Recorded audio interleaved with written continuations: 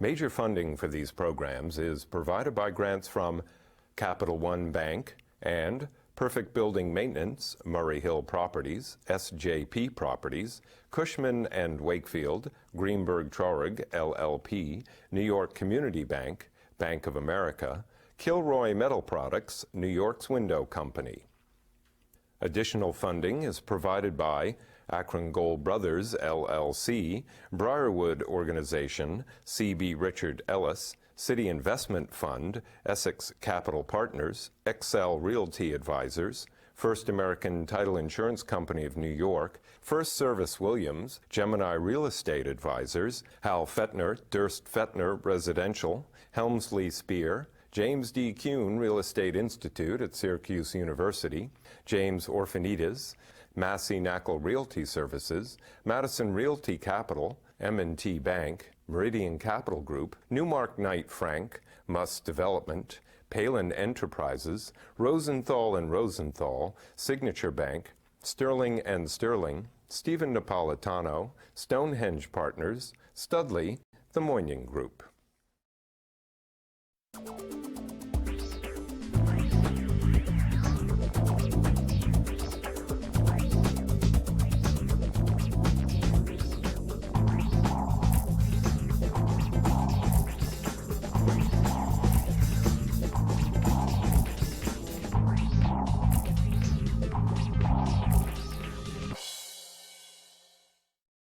Hello, my name is Michael Stoller. You know, coming to New York City now, you can have the greatest opportunity to get great rooms in New York. You can find a great hotel in New York at probably one of the best rates over the last couple of years. But what's really happening in the hospitality industry? Today I've assembled some owners, some of the world's renowned appraisers, valuation, and industry leaders to talk about what's truly happening in the hospitality industry. My guests today include Will Abide, President and CEO of Gemini Real Estate Advisors, Eric Lewis, Managing Director of the Gaming and Hospitality Division Valuations at Cushman & Wakefield, Sean Hennessy, CEO of Lodging Advisors, and last but not least, coming here from Pennsylvania, Neil Shah, President and CEO of Hersha Hospitality. So since you came to our show from Pennsylvania, and you and Will were on my show a couple months ago, what has transpired since like November of last year to now? Unfortunately, it's been a rough winter. It was a rough, dark winter. The weather wasn't that bad. The weather wasn't bad. It felt bad inside though. November was horrible. December was worse. January was worse yet. February was devastating. March, April, May, we're coming back out. Have a little bit more hope than we've had in the past. Have nothing to report on definitively, but we feel like the market's improving. How many hotels does Hersha own?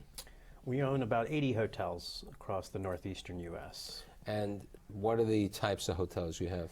We have probably the predominant is select service, kind of mid-priced hotels, Marriott Courtyards, Hilton Garden Inns, and the like. And then we have a handful of independent boutique properties that are closer to 4-star kind of properties. And we do a lot of extended stay hotels as well.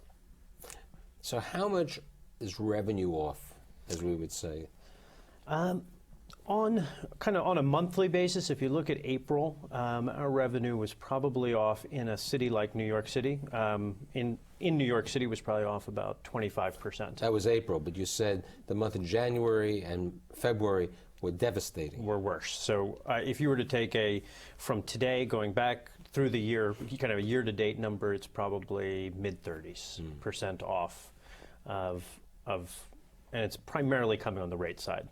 Occupancy was also very tough in the deep, dark winter, but across the last few months, we're starting to see occupancy come back and get to what we consider a stabilized level, but we don't have the pricing power yet. So you have how many hotels? 8 hotels. And what are your hotels? These gem hotels and others. What do you have? We have, like Neil, we have a mix of select serve branded hotels, Comfort Inn hotels, a Wyndham Garden Hotel, and we also have our own boutique brand called the Gem Hotel. Our company is Gemini Real Estate Advisors, but believe it or not, the name, the Gem Hotel, took longer to come up with than you would think. And the Gem Hotel is a boutique hotel that is all about connecting to the neighborhood that you're in. So our staff makes recommendations where to go eat, where to go to listen we were to talking music. part of the show. The interesting thing is, I mean, you're in the Lower East Side. You're on Houston Street, where Sam Chang originally found the location because he was taking his attorney to buy knishes at Yonah Shimel Knish, and you know So that's how it was definitely said. And you call that the Gem Soho? We do. We bought that hotel from Sam in 2005 as a Howard Johnson, and we converted it a couple years later to the Gem Hotel, and now it's the Gem Soho. So we're on the right side of Houston. You're on the right side of Houston. So with regard to what Neil was saying, how do you see, because you know Neil has New York, New Jersey, Pennsylvania, you know, with suburban hotels, extended stay. How do you see the last couple of months in the hospitality market? Very difficult. Very difficult. Fourth quarter was excruciating. First quarter was not much better. I keep an eye out, looking in the garden for these so-called green shoots that everyone in Washington is talking about. We are seeing some sign of momentum now, mostly in occupancy rather than rate, though. So now let's talk to the appraiser. You know, appraisal is a specialty. You know, you get certified, you get a license with an MAI. So what are values? Eric, you know, you handle hospitality and gaming nationwide. Right. So what are we on a nationwide effect? What do you see happening in valuations? How much of value of a property down? Because I don't think we could say they're up. No, absolutely not. I mean, any conversation that we have in this regard, we have to bear in mind that we're coming off of an historic peak, both in terms of operations and value. And the answer to that question is that it varies, and it varies widely depending on what you're talking about and where you're talking about. So let's talk on so a now that I've qualified my answer in fine. advance. Now that you qualified your answer to protect your rear end. So let's look at it this way. Around the country, how much is value down? I would say anywhere from 30 to 50%, depending on. And what about in metropolitan New York City? It's probably closer to the 30% range. So the valuations are down by 30 to 35%. So Mr. Hennessy, the man who does advisory consulting and a variety of things, who I've known for so many years, so what do you see? You know, Eric says that values are down by 30%. How much are rates down?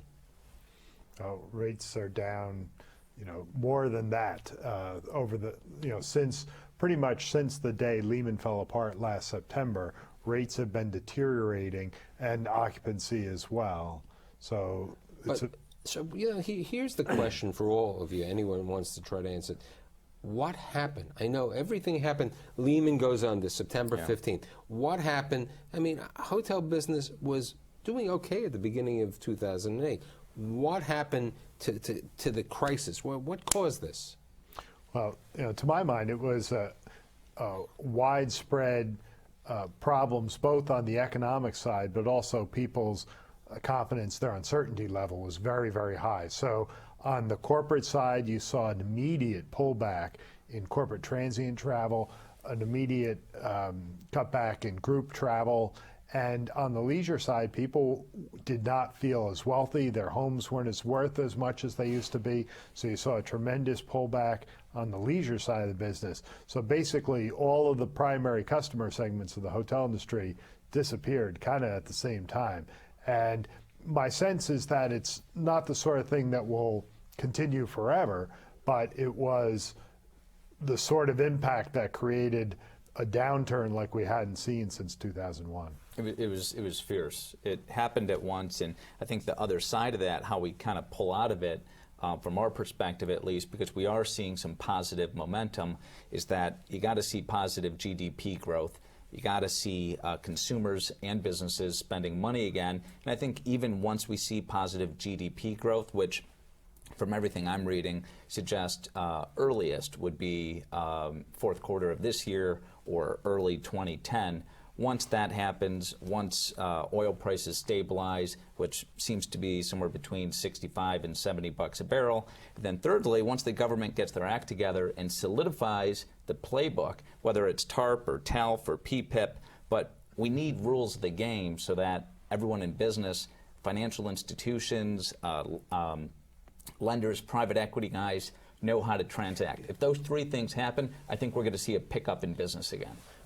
I think the government point's a very good one. You know, I think we unfortunately in the fourth quarter and the first quarter, we had government working against us, this kind of so-called AIG effect, but having the president and this administration kind of put in the minds of the American population that corporations were wasting money by traveling, that there was no good coming out of all these meetings.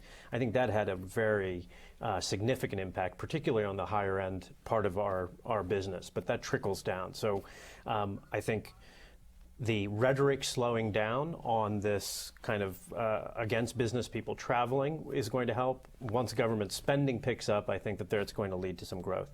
I'd also just mention one other thing. I think, Sean, those were right on. You know, you have your leisure customers and your business customers. They both go down. That's bad news. But then we had kind of the cream on the crop in New York was the international travelers. Right. 100%. And that cream also went away. Yeah, and that's dollar related as well as, unfortunately, it's not just the dollar. It's also Europe and weather. You know, it's a very interesting point, and I was going to bring it up, and happy you did.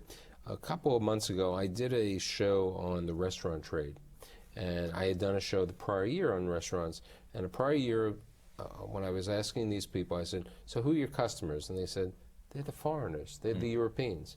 And when in April of this year, I asked the same question to 4 prominent owners of many restaurants, they said, "It's the Americans. It's the locals." And what had happened is the Europeans stopped traveling here. The Irish, who were very aggressive, you know, in buying apartments and coming over here with the values of their stock market and everything, they stopped. They literally stopped coming to the city, and you know, that's why, as I was saying prior to the show, I think perhaps, with regard to Will's comment, I think things might get better for the hospitality because oil is $65 approaching, and because the euro and the dollar have gone to the other way. So there, you can once again get a good dollar value for your property, to come here. I mean, that plus the market pressure has forced many hotels to offer bargain pricing. And when you look at across the market, we've seen that since the dark days of the winter, as the year has gone along, the pace of deterioration in demand has decreased. And when you talk to many hotels, they'll tell you their 30, 60, 90-day forecast looks not great, but it's looking better. So my premise is that there is some positive effect with the bargain pricing as well as the economy starting to stabilize, that customers are returning. We're still a long way away from where hoteliers will have much pricing power, but at least we're not where we were in February. So here's my next question, which really relates to all 4 of you, and I think, Eric, you're the first one to try to answer it. There was money for hotel financing from banks, and many of the banks would go and would not make a loan unless the appraisal was the right number. They were looking for this. What's happening? You work for many of these banks. What's happening with banks with regard to their willingness to finance hospitality today? It's no secret that banks, virtually, and not just banks, virtually any lender, have kind of run from the hospitality industry. The prospect of 1 or 2 night leases in a hotel versus 5, 10, 20-year leases at a retail or an office property is a scary proposition. And as much ground as hotels picked up in the last upturn as far as acceptance among the institutional lenders are concerned, I'm not saying they've lost all that ground in this downturn, but I think lenders are being reminded of, okay, a hotel is kind of a very short-term lease proposition, and at this point, we are seeing very few lenders putting out very little money on a very selective basis. Now, the 2 of you both do work for lenders and hotel operators. How are you projecting today what future revenues are going to be when we had this nightmare, which took place, the nightmare on Elm Street, which took place in September and October. How do you project? I mean, because unfortunately, and it's not any picking on the two of you, I mean, you're projecting because it was on a rise for 4 or 5 years. I mean, how are you looking at the future numbers when Eric and Sean, I'd like try to answer. I think in part what we have to do, what we're sort of compelled to do, is look back at history and see what markets, specifically New York, has done in terms of coming out of past downturns. You look at the downturn following September 11th, the downturn in the late 80s, early 90s.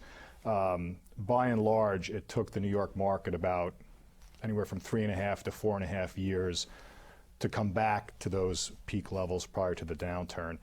Granted, every downturn is different in terms of its cause, its severity, and its duration. The one thing that every downturn does have in common is that it's followed by an upturn. And the question in our minds is, and I think in everybody's minds, is how different is this downturn relative to previous downturns? Can we look at history to give us an indication as to when this market's going to be back? I would just add, when you appraise a property, your mindset is to reflect how investors would react. And everything we've spoken to investors, their sentiment is that, yeah, this is a tough time, but the New York market is not going away. And that in the long term, it remains a very attractive market, very attractive place to be. But I think, and Eric makes a good point. He said it took 3.5 years after September 11th. September 11th was a different event than a Lehman Brothers going out of business. I mean, we may have had a harsher reduction in average daily rate and occupancy immediately, but we didn't have that tragic thing that people wouldn't come to New York City. So I think it's a different type of downturn. Absolutely. I agree and disagree, because it is a demand shock, right? And in a certain respect, what we're going through right now is similar to what happened in 2001. We were already in a downturn when 9/11 hit. 9/11 hit, it just made it worse. Lenders stopped lending on hotel acquisitions and development almost overnight. In 2001, there were 35 million visitors that came to New York. In 2002, that number was flat. Everyone thought that the number... But weren't there 44 million last year? 47. 47 million? 47 million visitors last year. And again, people have short memories. They think those visitors are never going to come back. Lenders aren't putting out money to hotels. So you answered. What's happening with you in getting money? I'm not finished. He'll get the same question. Do you think anyone's saved from me? We are reaching out mostly to our local community regional banks that we have relationships with. They are still making loans on projects. The Wall Street guys are gone. It'll probably be another 10 years before they come back to lending for hotels, but we're very bullish on this sector. We think with all the money that the government is injecting into the system, there's going to be inflation, and a lot of it. We don't know when. We don't know if it's next year or the year after. Now, I have a big question. Please. You created this brand called GEM. Yeah. If we drop an E, we can call it the GM Hotels, Low blow. Especially since I'm from Detroit. I know. That was the thing. So you run a REIT, you run a development company. How's it for you guys, who are a well-capitalized organization, to get money? Still very, very, very challenging. The financing market, hotel lending has always been kind of the hardest part of real estate to get financing for. After we were in this market right after 9/11 building hotels, and it was very difficult to get financing at the time. We were able to get it. I think across the last 4 or 5 years, the industry's transparency, the industry's lower break even, got lenders more comfortable. I fear that they're not going to come back very soon. I think it'll take several years until there's a better functioning credit market for hospitality. Where there is availability of capital is with, as Will said, with community banks, regional banks, kind of balance sheet lenders. They are much more relationship oriented, much more conservative, and that leads to lower loan to value, lower thoughts of value, lower proceeds, often higher rates. today's environment, it's, the interest rates are just so low Now, that you can get you're in the midst of constructing how many hotels in New York City today? one under construction currently. And that's on 48th Street and Lexington Avenue, great location, a block and a half from the Waldorf and everything.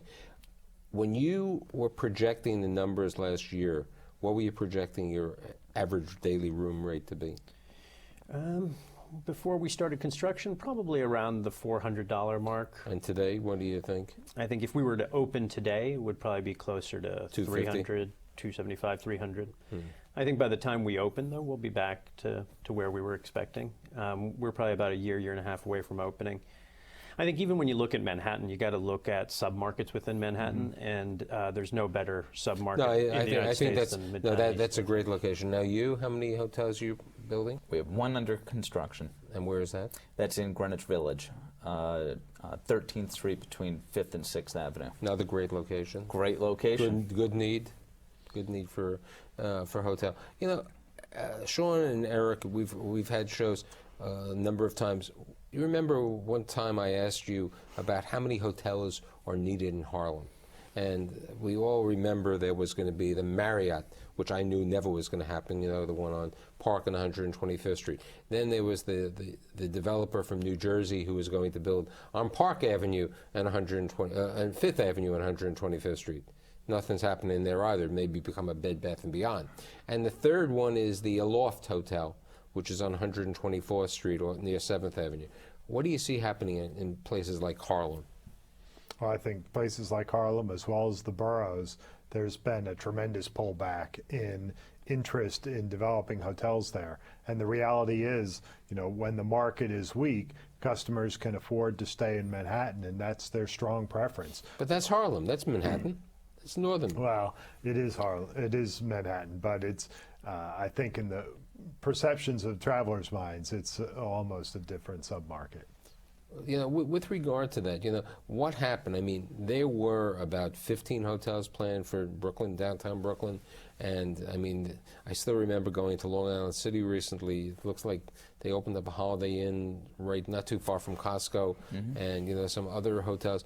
And then I noticed there's a small Comfort Inn or something, or Days Inn in Long Island City. How well do you think these hotels are doing in the outer boroughs? I mean, you have one hotel in Brooklyn, but it's in a great location. Yeah, we have a hotel in Brooklyn that relies on the local Brooklyn market. I'm sure we get some compression from Manhattan and from other areas, but primarily it's built for the local market. I think a lot of the hotels you saw in Long Island City and some of the other projects in Brooklyn were built for compression.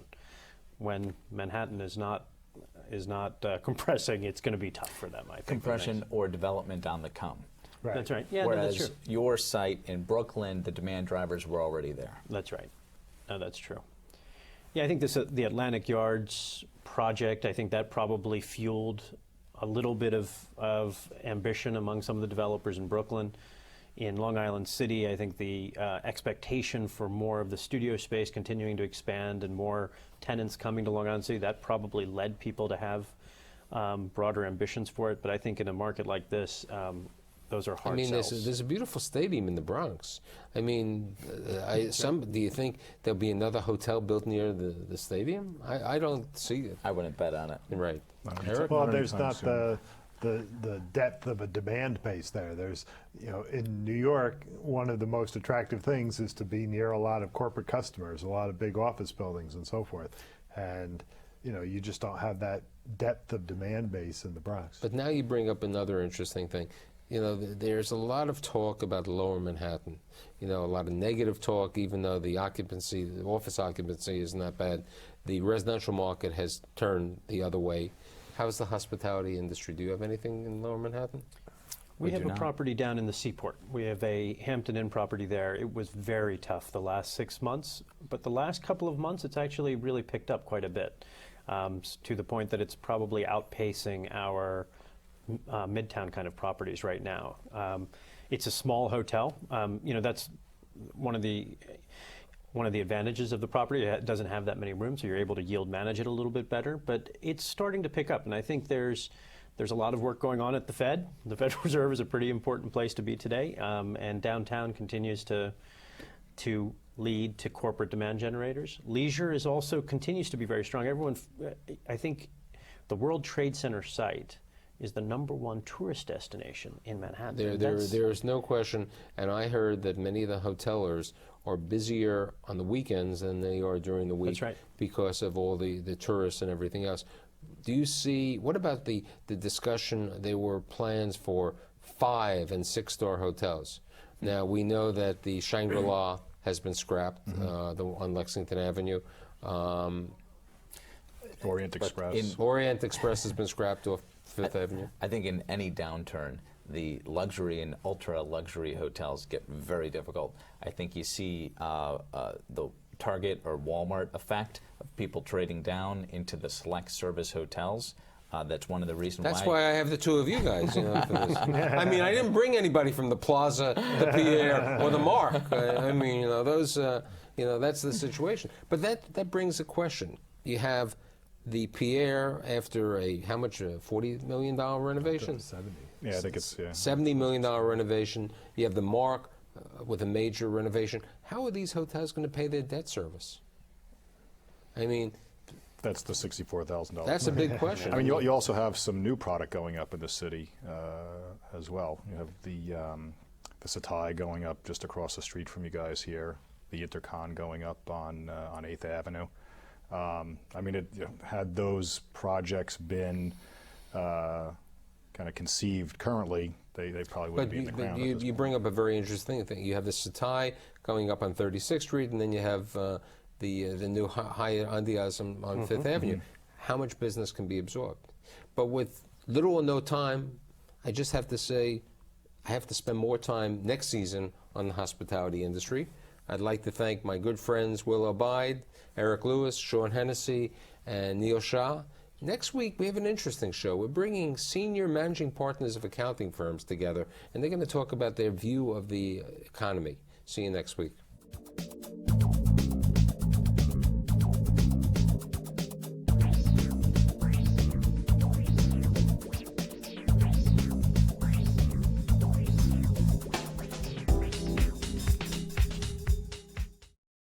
Major funding for these programs is provided by grants from Capital One Bank and Perfect Building Maintenance, Murray Hill Properties, SJP Properties, Cushman & Wakefield, Greenberg Traurig, LLP, New York Community Bank, Bank of America, Kilroy Metal Products, New York's Window Company. Additional funding is provided by Akron Gold Brothers, LLC, Briarwood Organization, C.B. Richard Ellis, City Investment Fund, Essex Capital Partners, Excel Realty Advisors, First American Title Insurance Company of New York, First Service Williams, Gemini Real Estate Advisors, Hal Fettner, Durst Fettner Residential, Helmsley Spear, James D. Kuhn Real Estate Institute at Syracuse University, James Orphanides, Massey Knackle Realty Services, Madison Realty Capital, M&T Bank, Meridian Capital Group, Newmark Knight Frank, Muss Development, Palin Enterprises, Rosenthal & Rosenthal, Signature Bank, Sterling & Sterling, Stephen Napolitano, Stonehenge Partners, Studley, the Moynihan Group.